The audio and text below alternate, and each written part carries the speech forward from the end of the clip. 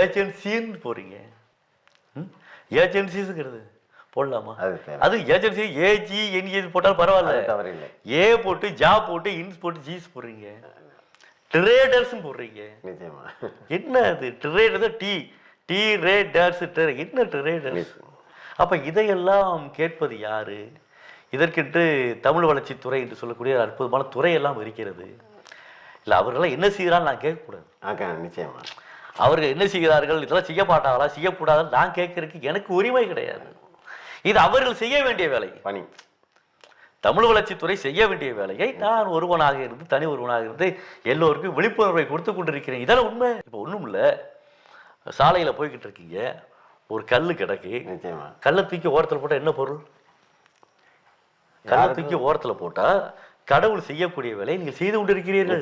யாருக்கும் பாதிப்பு வரக்கூடாது. அப்ப கடவுள்